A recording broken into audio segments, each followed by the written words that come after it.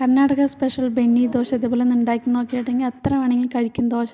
അതിന് വേണ്ടിയിട്ട് ഒരു മിക്സി ജാറിലേക്ക് ഒരു സവോള, 3 വറ്റൽമുളക്, കുറച്ച് കറിവേപ്പിൻ്റെ ഇല, 2 ഏലക്ക, ഒരു 7-8 വെളുത്തുള്ളി, 2 പിഞ്ച് മഞ്ഞൾപ്പൊടി, 1/2 ടീസ്പൂൺ കാശ്മീരി മുളക് പൊടി, 1/2 ടീസ്പൂൺ ജീരകം, ആവശ്യത്തിന് ഉപ്പ്, ആവശ്യത്തിന് വെള്ളവും ചെറിയ പീസ് വെല്ലവും ചേർത്ത് അടിച്ചെടുക്കുക. ഇനി ഒരു മിക്സി ജാറിൽ തേങ്ങ, കുറച്ച് പൊട്ടുകടല, വെളുത്തുള്ളി, പച്ചമുളക്, കറിവേപ്പിൻ്റെ ഇല, 2 ഏലക്ക, പുളി കുറച്ച്, ഉപ്പ്, ആവശ്യത്തിന് വെള്ളവും ചേർത്ത് അടിച്ചെടുത്ത് കടുക് കറിവേപ്പിൻ്റെ ഇലിട്ട് താളിച്ച് വയ്ക്കുക ചട്നി. ഇനി നമ്മൾ ദോശ ഒഴിച്ച ശേഷം അതിൻ്റെ മുകളിലേക്ക് ആദ്യം അടിച്ചു വെച്ചിട്ടുള്ള ആ കാര ചട്നി ഇതിൻ്റെ മുകളിലേക്ക് നല്ല എല്ലാ ഭാഗത്തും തേച്ച് കൊടുക്കുക. ആവശ്യത്തിന് ബട്ടറും ചേർത്തിട്ട് മൂടി വെച്ച് വെന്ത ശേഷം നമുക്ക് ദോശ എടുത്ത് മാറ്റാം. അപ്പോൾ നല്ല ടേസ്റ്റ് ആയിട്ടുള്ള ദോശ ഇവിടെ റെഡി ആയിട്ടുണ്ട്. കർണാടക സ്പെഷ്യൽ ബെന്നി ദോശയാണിത്. ഈ ദോശയ്ക്ക് നല്ല കോമ്പിനേഷനാണ് ഈ ചട്നി. അപ്പോൾ ഇതേപോലെ ചട്നി ദോശ ഉണ്ടാക്കി നോക്കുക, എത്ര വേണമെങ്കിലും ദോശ കഴിക്കും. അപ്പോൾ ഇതുപോലെ ഒന്ന് ട്രൈ ചെയ്ത് നോക്കുക.